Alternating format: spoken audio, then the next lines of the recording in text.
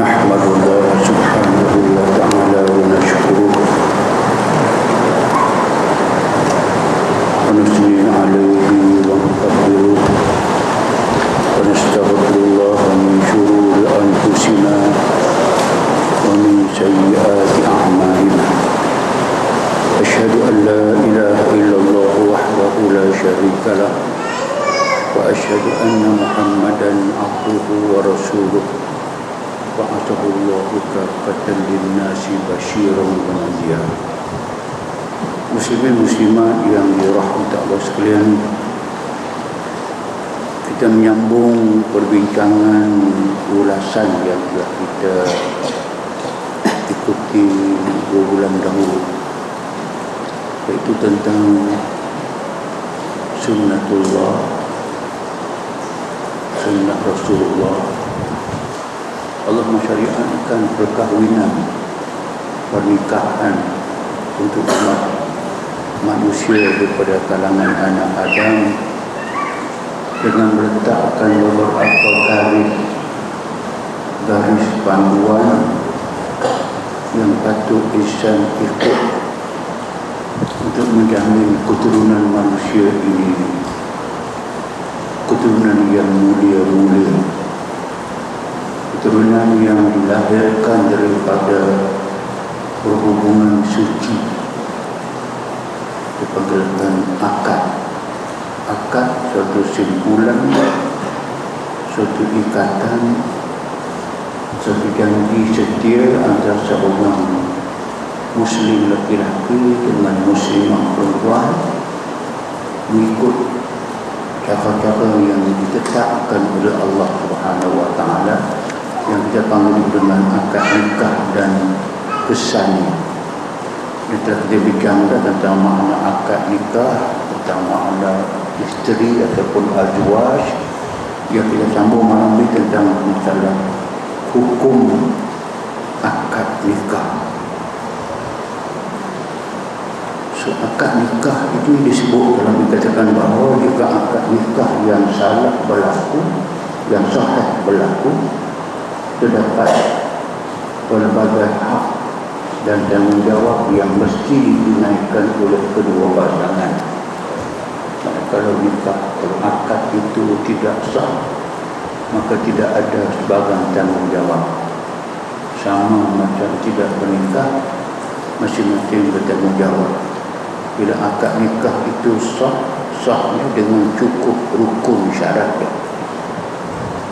Terdapat dalam itu, bila sah akad nikah itu, maka tanggungjawab itu telah menjadi kewajiban, wajib suami menjaga isterinya, bagi nafkah kepada isterinya, menjaga kehormatan diri. Hak dan tanggungjawab itu dikatakan bahawa akan dibincangkan dalam tajuk-tajuk yang tidak akan sebut kali ini. Yang penting sekali kita lihat kepada hak-hak kewajiban itu seperti berikut. Ini penting. Kan kalau kita segahkan, kalau Islam biarkan kepada orang, setiap orang buat apa yang dia nak,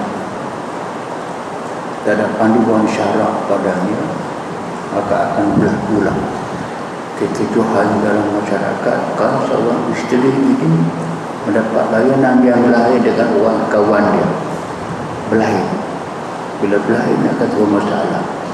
Maka syarak telah meletakkan apa kewajipan yang patut mereka buat, berpandukan kepada hukum syarak. Dia katakan bahawa satu, halal bagi suami isteri itu beristimpak.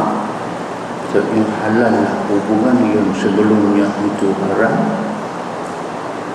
pegang pun tidak boleh, berdua-duaan tempat yang sunyi pun tidak boleh. Dengan adanya akad nikah yang sah, maka mereka telah menjadi halal, yang haram tidak jadi halal. Sampai Allah Ta'ala sebutkan dalam Quran, nisa'ukum harsun lakum fa'tu harsakum anna syi'tum. Saya terang sedikit dulu makna nisa'ukum harsul lakum. Tapi itu Quran, Allah yang menyebut nisa'ukum, isteri-isteri kamu. Harsul lakum adalah ladang tanaman kamu. Ladang tanaman. Kalau kita cakap dengan benda, ataupun kita panggil dengan dusun, ataupun kebun, bagi suami. Pak tu harus aku datanglah, pergilah ke ladang kamu itu bila sahaja yang kamu suka. So ada dua makna, malah lebih dua makna. Yang pertamanya halal. Dan ladang kita ada, kita boleh pergi ladang kita. Kalau ladang orang jangan masuk. Dusun orang jangan pergi, dia tembak nanya. Ini kita pergi Makkah halal, kita pergi Makkah kita halal, pergi berjumpa dengan isteri kita. Itu yang pertama. Ada yang kedua. Apa makna ladang? Ladang tempat mencari rezeki, menanam benih, tumbuh pokok, dibaja pokok yang menghasilkan hasil kita kehendaki. Isteri tempat yang kita datang kepadanya. Dan selagi berlaku-laku anak berlaku, anak akan lahir, anak kita akan besarkan, dijaga dia, pada akhirnya dia akan memberikan kepada kita segala kebaikan, bukan hidup dunia sahaja kebaikan, tapi akan menjamin sampai lepas kita mati pun anak ini masih boleh memberi hasil kepada kita, boleh memberi kebaikan kepada kita. Itu yang disebut selalu mengatakan bahawasanya wabnun salihun yad'u lahu. Kita mati, habis segala amal kita tak bertambah dah. Yang boleh bertambah kepada kita ialah anak yang saleh. Tadi hasil daripada perhubungan timbul anak, didik anak, didik anak yang saleh. Anak itu pula boleh memberikan ulangan kepada kita. Ulangan maksudnya pahala. Kita katakan idza mata ibnu adam inqata amaluhu illa min salah. Bila anak Adam seorang meninggal dunia, terputuslah pahala kepadanya, terputus pahala kepadanya sebab dia mati dah. Illa min salah, melainkan ada 3 saluran, bukan 3 saja, berpuluh saluran. Tapi hari ini menekankan ada 3 sahaja. Satu, kalau dia ada anak yang soleh yang mendoakan kepadanya sampai pahala. Anak berdoa, Rabbi ighfirli dhunubi wa liwalidayya warhamhuma kama rabbayani shaghira. Itu bahasa yang Allah Ta'ala sebut dalam Quran. Baca doa itu. Rabbi dhunubi wa liwalidayya warhamhuma kama rabbayani shaghira. Ya Allah, ampunkan dosa saya dan dosa 2 orang ibu bapa saya, dan kasihanilah kepada mereka ya Allah seperti mana mereka mengasihani saya masa saya kecil, sampai kepada ayah, sampai kepada mak. Kalau ayah kita, mak kita ada dosa, dosa itu akan terhapus, tidak kesemua pun, sedikit demi sedikit. Kalau mereka sudah tidak ada dosa dah, Allah bagi pahala dan pahala. Pahala maknanya segala kebaikan yang diperlukan orang yang telah mati, so berguna. Dan ada sedekahul jariyah, dibuat wakaf, duit dia dibuat yayasan, yayasan amal, yayasan kebajikan. Yang tak orang pergi mengaji, dengan duit dia telah terbina sebuah pusat anak yatim untuk menjaga mereka. Apa sahaja dipanggilkan sedekah jariah, itu yang menyampaikan kepada orang yang telah mati. Dan yang ketiga, wa ilmun yuntafa'u bih, ilmu yang diajarkan kepada orang dan orang mengamalkan ilmu itu. So semakin ilmu itu diamalkan, ilmu yang baik, ilmu yang berguna, maka kita orang yang menyebarkan ilmu itu dia mendapat pahala selepas dia mati. Tapi jangan lupa sebaliknya, dia ajar ilmu salah, dia ada ilmu sihir, dia mengajar orang ilmu sihir, ilmu kubur. Dia mati, ilmu dia orang beramal, dosa dia dapat. Ada ilmu nak mencuri macam mana, ilmu nak hacking bank macam mana, ilmu nak pindahkan akaun bank kepada akaun bank lain secara yang haram, ya, ilmu itu ada. Kalau orang beramal lagi lepas dia mati, dia terimalah dosa demi dosa. Semua pun nak cari yang bermasalah. Yang tak ada masalah tadi saja. Ilmu yang berguna jangan simpan. Ilmu memasak, tak mau pergi resepi kat kawan. Pasal apa? Pasal lagi. Tak pasal lagi. Pasal lagi. Jadi dia ajak orang masak yang baik-baik, yang tidak sedap. Ilmu tu dikembangkan, ilmu tu dia dapat guna, dia dapat faedah sangat lepas dia mati. Kita terbayang ulama-ulama dulu yang telah menulis kitab, mengarang kitab. Seperti Imam Syafi'i, dia tulis kitab, satu kedua Al-Imlah, yang ketiga Ar-Risalah. Al-Um jadi kitab fiqh yang paling ulung utama dalam mazhab Syafi'i.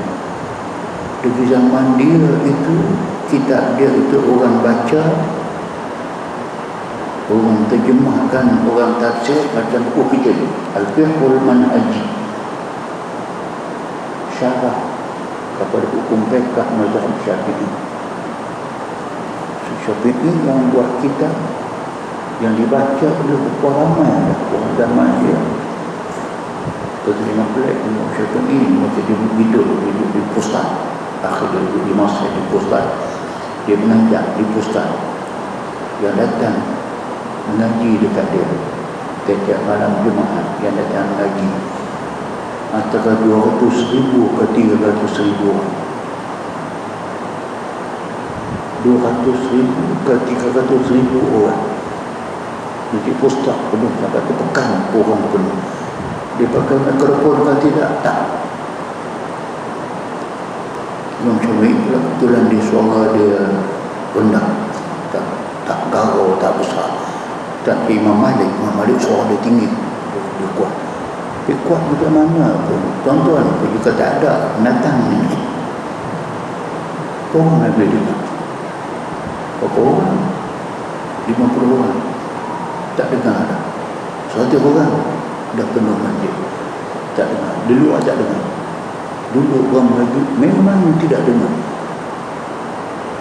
Mereka mendapat barakatul ilmi, keberkatan majlis ilmu. Datang, duduk saja. Tapi Allah beri kepada mereka keberkatan, hati yang bertakwa, seronok kepada ilmu dan sebagainya. Dipindahkan ilmu itu sampai ke seluruh bangsa, seluruh dunia. Kitab dia sampai hari ini orang pakai. Berapa bilion orang yang telah pakai kitab itu. Nawawi itu dia, anak murid ulung Imam Syafi'i, bukan anak murid penanggung, anak murid dia Harmalah Rabi'ul Muradi, anak murid Imam Syafi'i yang bagai-bagai Buaiti Al-Misri, itu yang paling hampir. Yang akhirnya Imam Nawawi itu penyimpar mazhab Syafi'i. Kalau hadis dia Riyadhus Shalihin yang terkenal itu, ada kitab dia yang terkenal sangat, semua orang pakai kitab dia, kitab Al-Hidayah. Saya sebut cuma betapa beruntungnya ramai ulama-ulama dahulu tinggal kitab, orang beramal dengan kitab dia. Itu ilmu yuntafa'u bih, beruntung dah, beruntung. Waktu harsakum ini memang jelaslah kepada hukum tadi dia, maka dia harus dan boleh. Tapi harus dan boleh ini dia akan ada hukum balik. Seorang suami dengan isteri ada hukum lagi pula. Kadang-kadang dia wajib menggauli isteri dia, kadang-kadang dia sunat, kadang-kadang dia makruh. Ada undang-undang, ada peraturan. Bila dia wajib, bila dia sendiri pun nak, isteri pun nak. Kalau tidak ditunaikan hajat dia, mungkin keburukan boleh berlaku, maka dia mendatangi isteri dia itu adalah wajib. Bila wajib dia dapat pahala. Sahabat yang tidak faham jangan mula terkejut. Sahabat kita, ayati ahaduna ahlahu walahu ajr. Adakah seorang daripada kita mendatangi isterinya, menggauli isterinya, berjima dengan isterinya, dia dapat pahala? Nabi jawab,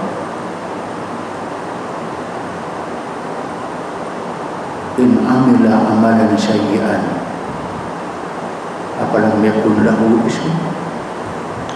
Kalau dia tidak bersama dengan isteri dia, dia bercari isteri orang ataupun pelacur, minta maaf, dosakah tidak? Zina dosakah tidak? Dosa. Kalau berzina dosa, kalau dia larang, yang ini disuruh, maka baginya pahala. Itu pun Islam letakkan ada pahala. Pahala bersama dengan isteri dapat pahala yang tidak ada pada agama lain. Sebab dikatakan patuh harus aku hendaklah kamu datang kepada kebun kamu, ladang kamu itu, anna syi'tum itu, ikutlah keselesaan kamu macam mana. Islam memberikan satu galakan untuk menjaminkan kebahagiaan rumah tangga dan hubungan yang baik antara suami dengan isteri. Ingat, pahala bukan dengan sembahyang, dengan zakat, terus saja. Mendatangi isteri, menggauli isteri pun dapat pahala yang besar.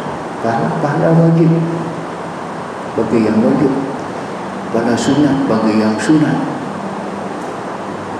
Dalam keadaan sakit, isteri sakit, makruh didatangi kerana dia tidak selesa dan sabar sekejap, terutama sekali masa dia haid.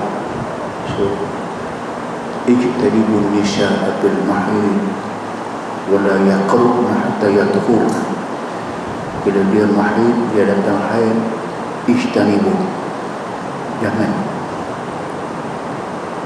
tunggu sabar sampai habis haid dia, aulah waktu harus aku mana syi'tum. Itu Islam memberikan laluan begitu.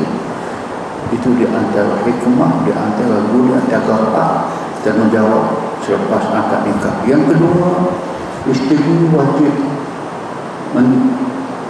mengikuti, mentaati dan menjadikan suami sebagai penguasa dirinya. Kita faham. Bila Allah mewajibkan kepada isteri memberi nafkah, mewajibkan suami memberi nafkah kepada isteri, maka isteri wajib mentaati suami selagi suami tidak menyuruh melakukan yang dilarang Allah Subhanahu wa taala. Jadi ada kaedah Islamnya, la ta'ata li makhluqin fi maksiatil khaliq. La ta'ata, tidak ada ketaatan, tidak boleh taat kepada mana-mana makhluk dalam perkara disuruh kita melakukan maksiat kepada Allah Subhanahu wa taala, maka tak boleh taat. Bapa pun sama, tak boleh taat jika dia suruh kita buat yang tidak baik, yang melanggar perintah Allah. Suami suruh kita buat yang tidak baik. Isteri suka pakai tudung, kalau kita tak suka juga pakai tudung, buka tu. So disuruh isteri buat maksiat kepada Allah Subhanahu wa taala, dan itu tak boleh taat. Sebagai contoh saja. Sebab itu dikatakan bahawa kita ketaatan kepada suami itu khasnya disebut. Kalau suami hendak bersama dengan isteri tidak mahu, isteri lagi daripada bini. Kalau suami isteri berada dalam atas katil, isteri lagi turun dengan tidak ada sebab. Tak ada sebab dia merasa mengapa dia berbuat demikian. Dia bukan sakit, dia bukan haid, tapi sengaja buat banggai. Kenapa begitu? Kelebah dipikir. Nabi kata, bahatan tam'ahu al-malaikah hatta tasbah. Dia tidur malam itu dalam keadaan malaikat semua melaknati dia sampai pagi. Laknat apa dia? Apa makna laknat? At-tardu minan ni'mah, diambil banding, ditahan ni'mah sampai dekat dia. Tak tahu ni'matnya ketenangan malam, boleh tidur lena. Kalau malaikat melaknati dia tak senang, jiwa dia berasa tidak tenteram, tidurnya lenanya macam datang macam yang tidak elok dan sebagainya. Itu tanda kata laknat malaikat telah turun. Sebab itu maka tidak boleh mengasingkan diri, menjauhkan diri daripada suami kalau tidak ada sebagai masalah. Malah ada hadis yang banyak yang macam di antaranya, iza da'a ar-rajul imra'atu ila firashihi falam ta'tihi fabata qadban 'alayha la'nat al-malaikah tatasbah. Apabila seorang lelaki, seorang suami memanggil isterinya ke tempat tidurnya, maka dia enggan datang kepadanya. Sama juga fabata, suami itu tidur, qadbana 'alaiha, maka kepada isteri, laknat al-malaikah hatta tasbah, laknat turun daripada malaikat kepada isteri sampailah kepada pagi. Itu semalaman sahaja kena laknat mungkin tak apa-apa, tapi tiap malam laknat itu berlaku. Laknat malaikat mendoakan keburukan kepada insan itu. Doa malaikat bukan doa yang ditolak. Malaikat makhluk yang tidak derhaka Allah Subhanahu wa taala. Dia minta yang buruk, berlaku yang buruk. Minta yang baik, berlaku yang baik. Dia tak reda, maka berlaku tidak reda. Itu di antara poin yang mengatakan bahawa lepas akad nikah, maka kewajipan kepada isteri mentaati suaminya. Dalam hal lain pun samalah, dia nak masak, dia nak makan, apa pun nak taat. Tapi ingat tu bukan cara mutlak, bukan kesemua kena taat. Ada masa, ada sebuah masa dia suruh kita buat, dia tak boleh buat, excuse lah. Minta maaf, saya tak boleh buat. Minta maaf lah, dia maafkan, tak apa. Suruh masak, kita tak boleh masak, kita pergi kedai. Betul? Boleh, tapi itu maknanya tapi selagi tidak ada benda yang jelas nyatanya yang dilarang Allah Ta'ala, wajib taat. Tak boleh taat, minta maaf. Kalau yang memang bercanggah dengan hukum syarak, memang tidak boleh. Al-Quran katakan la ta'ata li makhluqin fi maksiatil khaliq. Tidak boleh kepada mana-mana makhluk mentaati perintah untuk maksiat kepada Allah yang menciptakan dia. Kewajipan yang ketiga, selepas berlaku akad yang betul ini, maka wajib membayar mas kahwin. Ini pun cakap dahulu, Tapi indahnya bahawa kita sahaja, Islam sahaja yang meletakkan kewajipan memberi hadiah atas nama dia sadaqah ataupun al-mahr. Islam mewajibkan laki-laki memberi kepada perempuan. Ingat, saya pernah sebut dahulu, dalam agama Hindu, isteri yang wajib membawa dauri hadiah kepada laki-laki. Meminang perempuan, meminang laki-laki. Kalau setuju pinangan itu, perempuan kena bawa mahar, dauri, mahar. Laki-laki banyak mana, tengok siapa dia. Kalau dia nak kahwin dengan seorang doktor, orang yang tinggi kelulusan, profession pula baik, doktor, mungkin dia kena bawa sampai 1 juta, 500,000, 100,000. Tak ada duit, kena bawa. Tapi semua kena bawa. Guru, pegawai, ada harga dia. Ada kerja, ada harga dia. Tapi yang pentingnya, isteri kena bawa. Betul. Isteri, perempuan kena bawa duit kepada lelaki. Dia, agama dia begitu. Tak kesiankah kepada orang yang memang raib dah nak berkahwin kena cari? Islam tidak.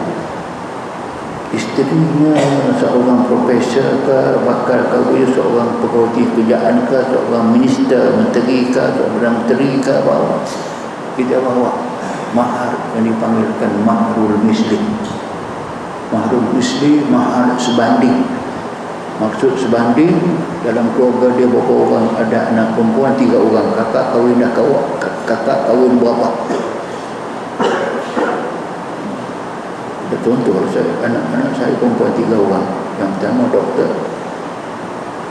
saya kenakan mahar dengan jumlahnya anus 2,000. Anak yang kedua saya seorang pasal universiti, seorang trainer, kahwin 2,000. Anak yang ketiga saya kahwin baru semua juga 2,000. Pada jiran saya kira kena sebelah semua 15,000, 16,000. Sekarang ni tak main 2,000. 5,000 pun tak main. 10 tak main. Sekarang 20. Sampai 25. Tak apa. Kalau cuma masa tak boleh tanggung. Tapi saya beramal dari dulu. Ayah saya beramal dengan bahawa a'zamun nikahi barakatan aisaruhu ma'una.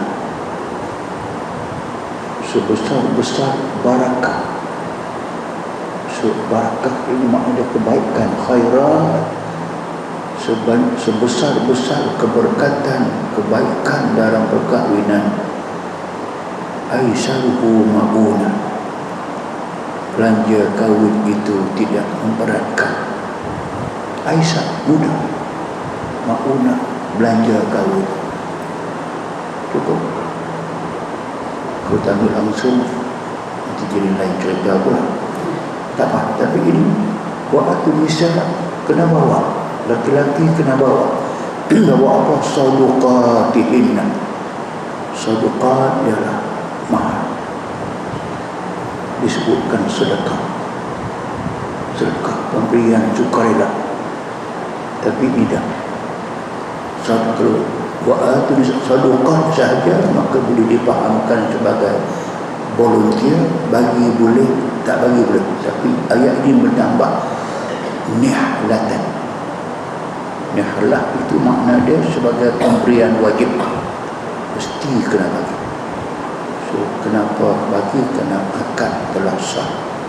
Tanggungjawab suami ada, tanggungjawab isteri ada.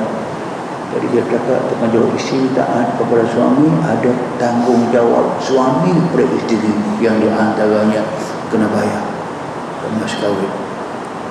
Kalau tak bayar, isteri boleh jual mahal. Apa jual mahal? Dia tak mau bersama dengan isteri dalam sebilik, tak mau tidur sekali. Pasal apa? Dia tak bayar punya mahar kahwin. Tak berlaku demikian. Mana berlaku? Kan dulu mana orang kahwin kan mahar hutang. Hutang ketika itu esok dulu sekali dah. Hutang apa? Akhir nak mati itu baru minta halal. Isteri dia nak mati tak ada. Abang minta halal duit mahal yang tak banyak lah. Allah mahal dulu 25 ringgit. 1 ringgit. Tapi kenapa tak bagi? Tak ingat. Hutang lapuk. Dah. Tapi kalau isteri itu halal, selesai. Tak ada masalah. Tapi kalau dia tak halal, dia bertuntut sampai akhirat. Sebab itu dipanggilkan wa'atun nisa'a sadaqatihunna nihla.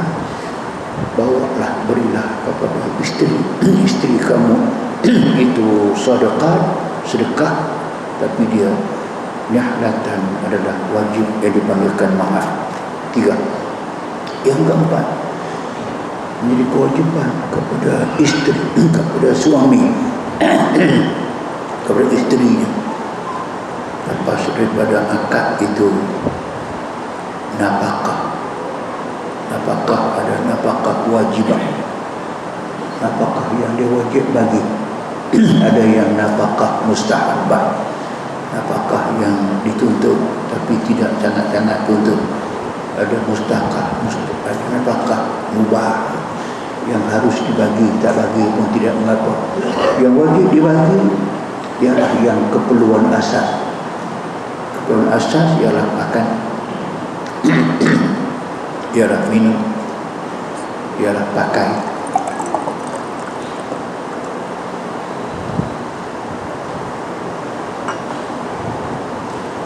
Pakaian, tempat tinggal.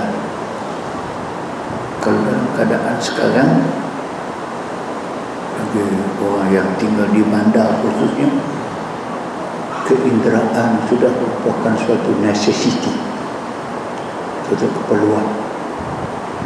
Kalau tak ada keinderaan di rumah, ada peribatan, ada anak sekolah, menjadi masalah.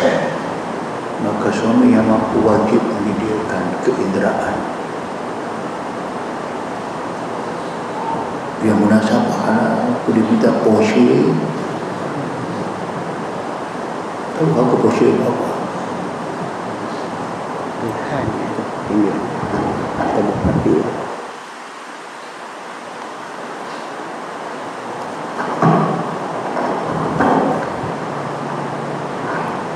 tambah dekat.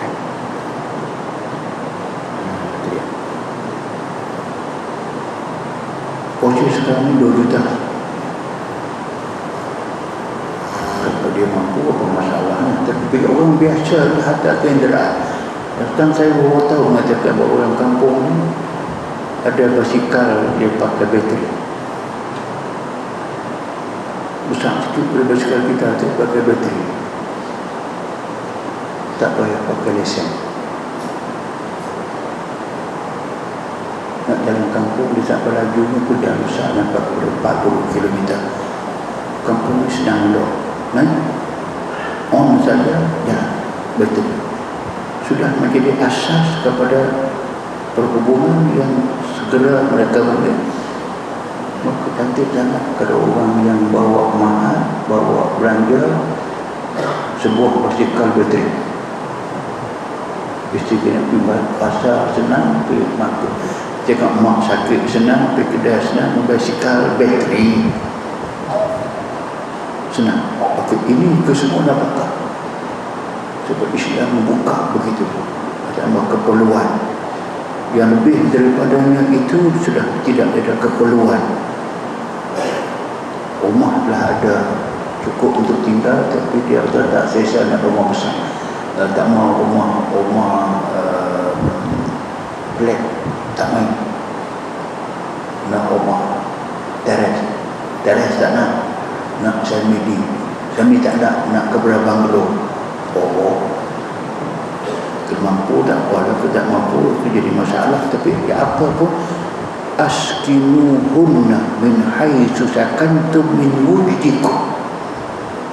Berilah sakan tempat tinggal kepada isteri kamu itu min haitsu sakantum, rumah yang kamu mampu milik. Macam sekarang tidak ada kata dia buat rumah mampu milik. Orang dengar sedap, mampu milik. Harga dia berapa? Memang mampu milik. Harga dia 300,000. Ada dua perkataan yang hilang itu sebab rumah mampu milik orang kaya. Kalau orang macam kita, macam saya, mana mampu kira rumah 300,000. Baru tahu berapa dia bayar sebulan. Bayar sebulan 1,900. Gaji berapa? Kartun semua.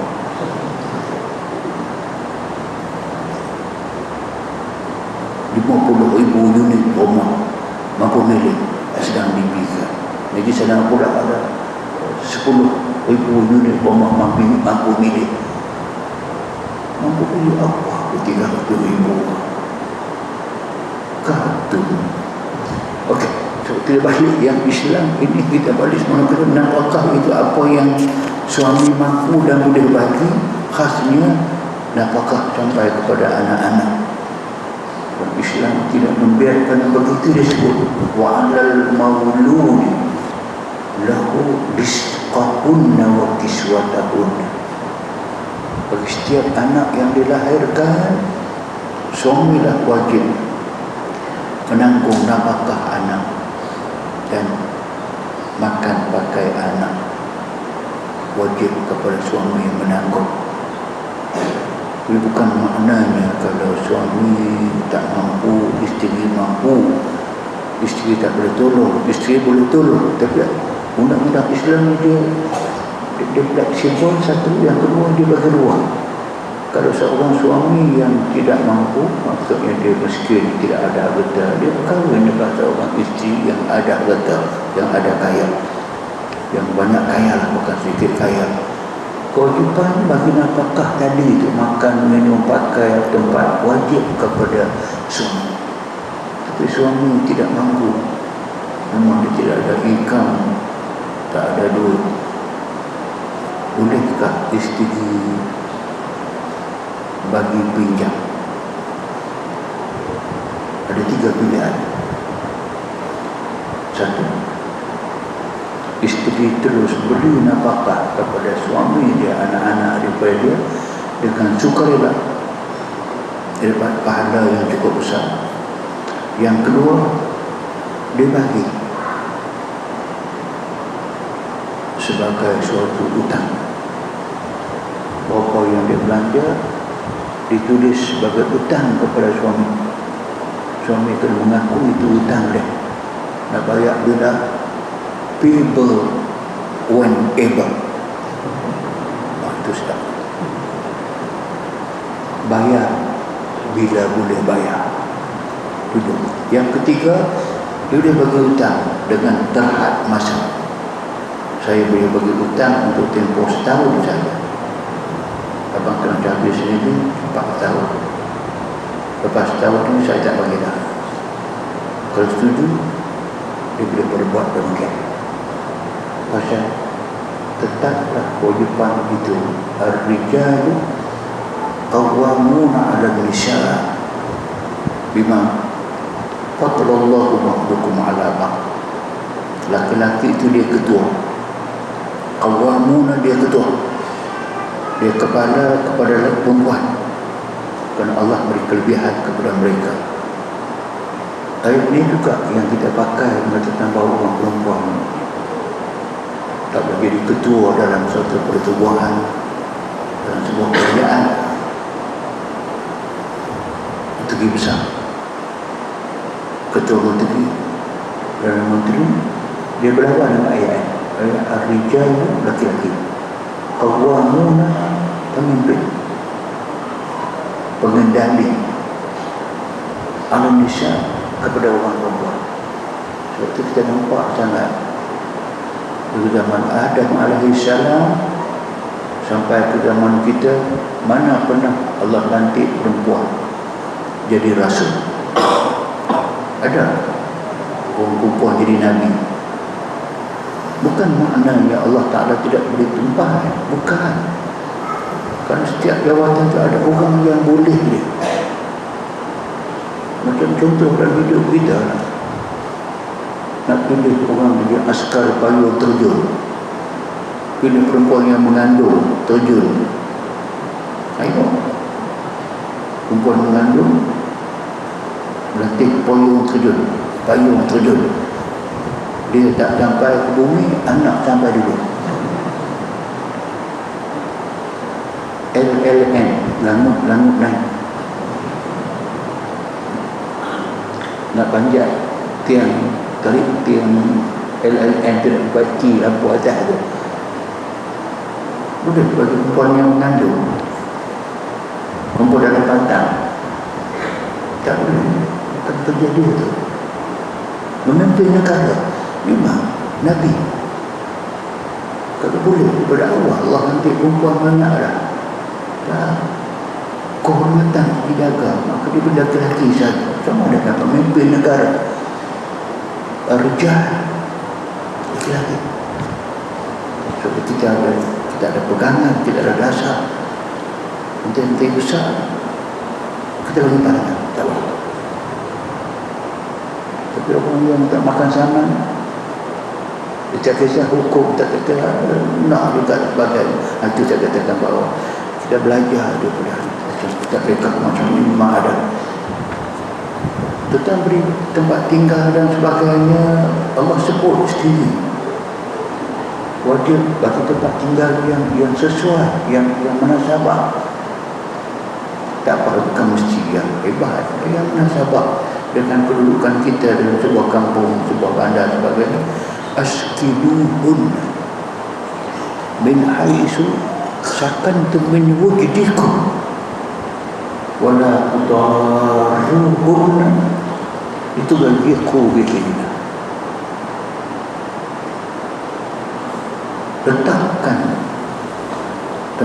tempatkan isteri kamu itu pada tempat tinggal min haisu sakantum, kemampuan yang ada kepada suami untuk menyediakan tempat tinggal.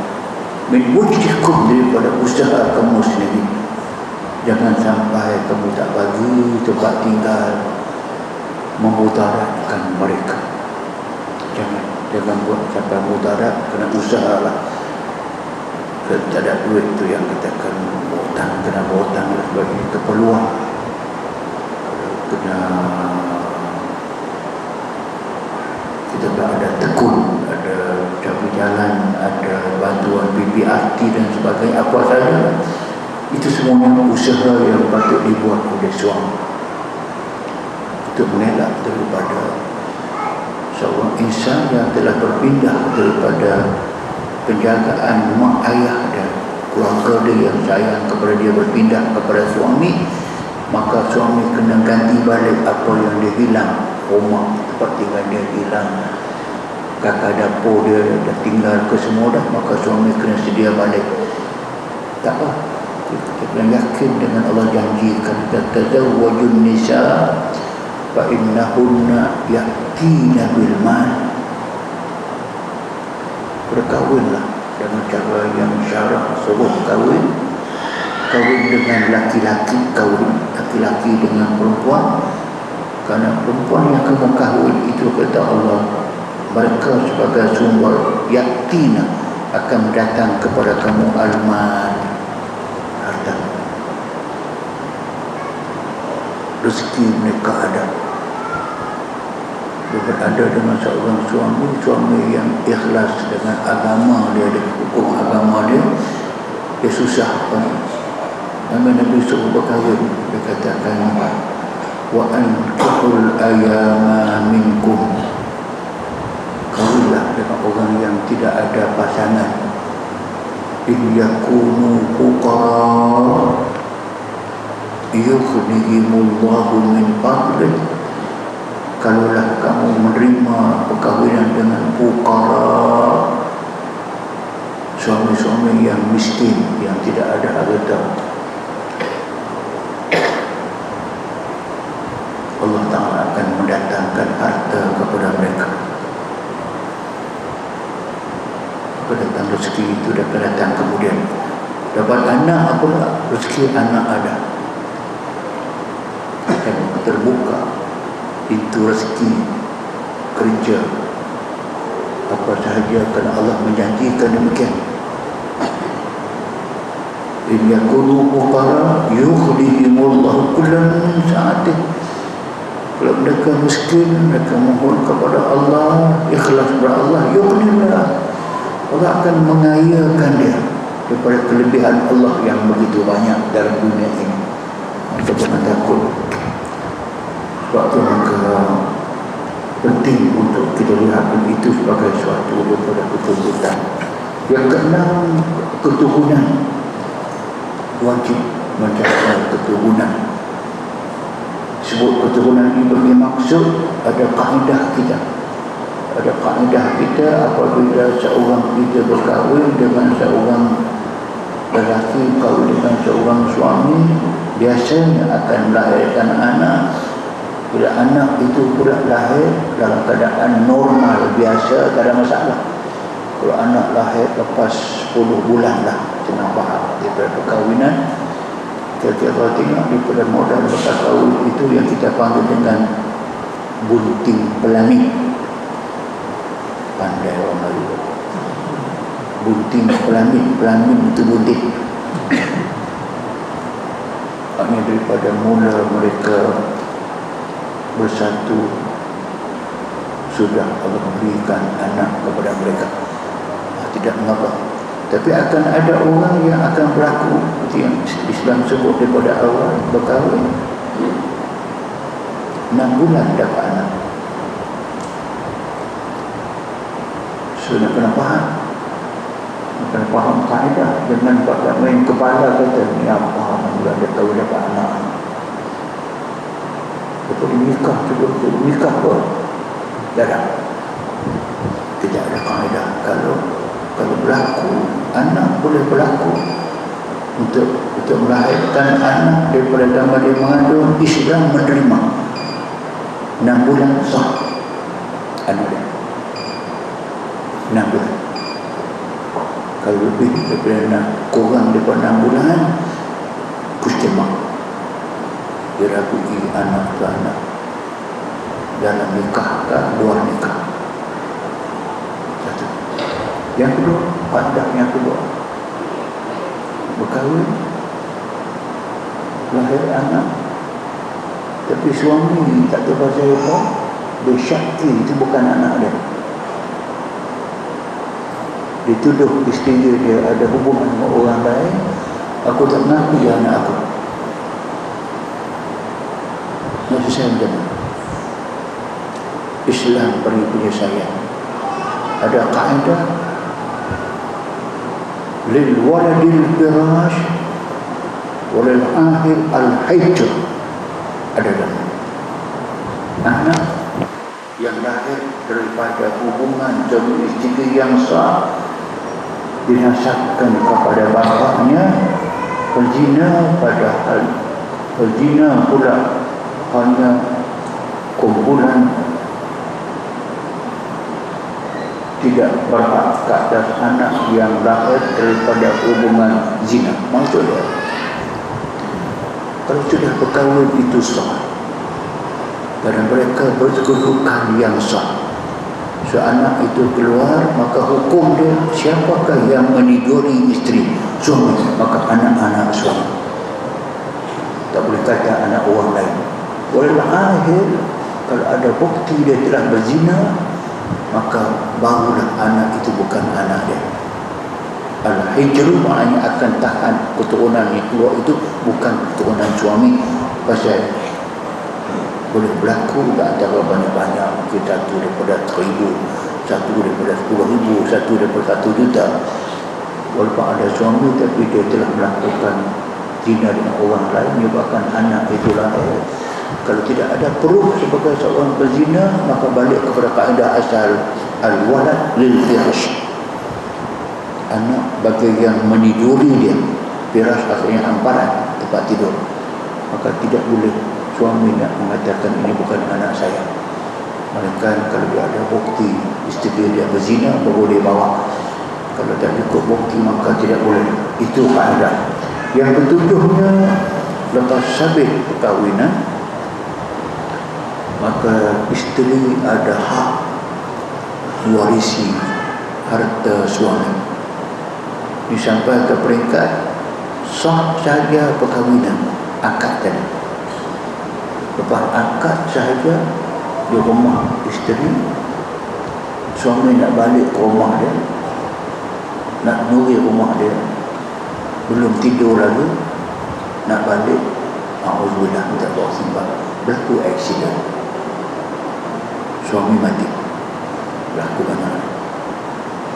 Maka isteri tadi yang akad tadi itu, yang belum nuri tadi itu, tapi akad sudah sah dan maka dia sabit sebagai seorang isteri yang sah, maka dia boleh memiliki pusaka isterinya, pusaka suami dia. Maka biasalah pada ketika itu, kalau ada anak laki atau perempuan, isteri dapat 1/8. Kalau suami tidak ada anak dan sebagainya, isteri dapat 1/4. Maka dia berhak mendapat hak itu walaupun belum lagi bersekuturan dengan suami. Nah, inilah yang Quran sebut jelas kepada walakum nisfu ma taraka azwajukum illam yakun lahunna walad. Walakum, kalau berlaku sebaliknya, suami berkahwin dengan isteri yang memang dia ada harta, dia ada kaya dan sebagainya, isteri meninggal sebelum berkedudukan, ingat harta. Walakum, bagi suami, nisfu ma taraka azwajukum, separuh daripada peninggalan isteri. Dengan isteri dia dapat separuh. Itu kalau dia tidak ada anak. Kalau dia tak ada anak, maka dia dapat 1/4 sahaja. Selepas tolak wasiat dia kalau ada, atau hutang dia kalau ada, daripada nek harta itu suami dapat separuh. Walahunna, bagi isteri pula, yang sama tadi bagi isteri pula, bagi suami yang telah berkahwin dengan dia, sah perkahwinan walaupun tak tidur lagi, walahunna, bagi mereka ar-rubu' mimma taraktum, 1/4. Kalau suami tadi tidak ada anak, nak faham macam mana ni? Suami ada anak, suami ada anak, dia ada isteri lain, dia ada anak isteri lain, berkahwin yang kedua bersetuju, dia ada anak. Jika dia ada anak, maka wakil suami isteri tadi itu ada dapat hak daripada suaminya itu as-sumun. Kalau ada anak 1/8, suami ada anak 1/8. Suami tak ada anak, tak ada waris lain dan sebagainya, maka isteri dapat 1/4. Itu yang dapat umumnya. Sudah ada 7 ciri kewajiban. Walaupun tak paginya semua sebab tak ada isyarat. Nak baca balik pun banyak kejadian lagi lah. We ambil faham yang besar-besar itu, apabila kita selesai perkahwinan, sahnya akad nikah itu, maka ada kewajipan-kewajipan yang patut dipahami.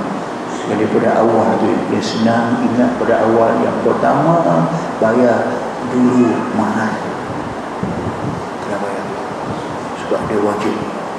Dia bayar itu bukan free, dia dapat pahala. Bila hukum wajib, pahala. Sunat pun pahala.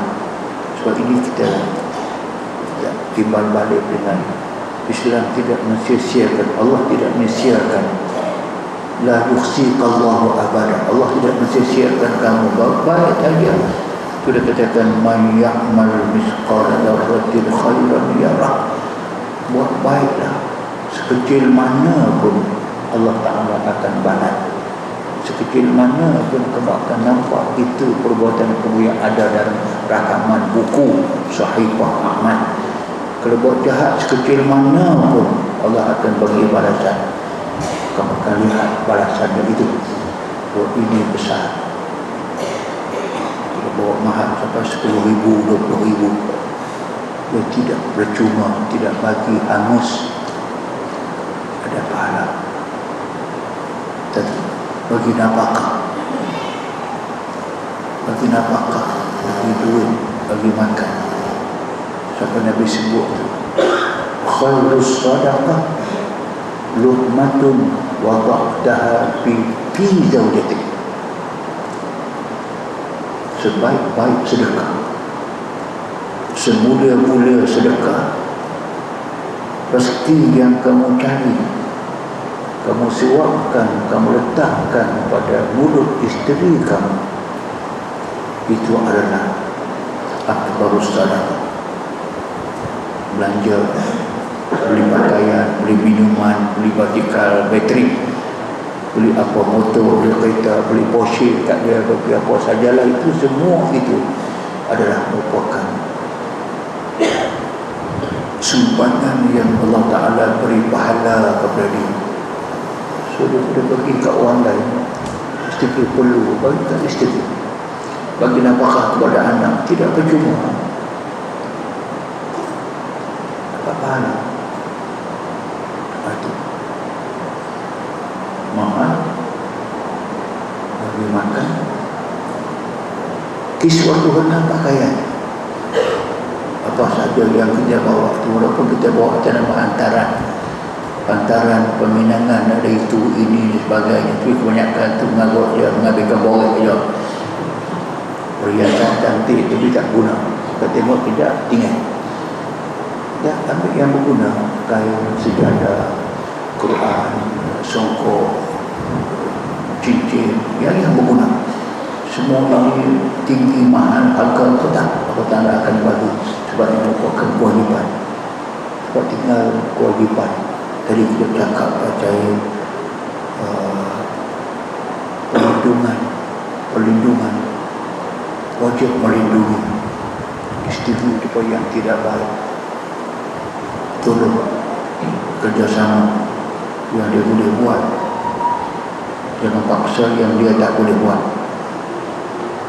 Bagi nafkah dia tak boleh, isteri boleh bagi, isteri bagi dengan sukarela. Yang pertama, bagus.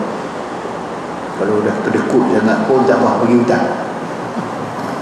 Buat kedekut angkat jering, tak ada orang kita yang tu.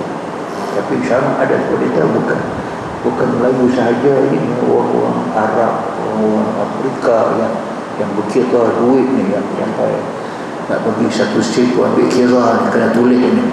Habis bagi hutang lagi, buka buku hutang, buku 35. Hutang buku 35. Hari I beli kayu ikan tubuh masak tu, sulit panggil senang. Kira tak apa, tapi Islam tidak apa. Tapi yang pentingnya mesti ada dia panggilkan yang besar, wa ta'awanu 'alal birri wat taqwa wa la ta'awanu 'alal ismi wal 'udwan. Bertolonganlah kamu, ta'awun, bertolongan, tolong menolong. Waktu dia perlu kita tolong dia, waktu kita perlu dia tolong kita. Tolong menolong, give and take. Jangan give saja, tak ada take. Jangan take saja, give tak ada. Kata Islam tengok bawa cantik ya, wa ta'awanu, bertolong-tolonglah kamu 'alal birri wat taqwa, dalam perkara mendatangkan kebajikan. Al-bir, apa sahaja mendatangkan pahala, kebajikan kepada kita bertolong-menolong. Wala ta'awanu, jangan bertolong-tolongan pada perkara mendatangkan al-ismi, dosa kepada Allah. Buat dosa jangan tolong, minta tolong pun tak boleh tolong. Tadi yang cakap dikatakan faham tadi la ta'ata li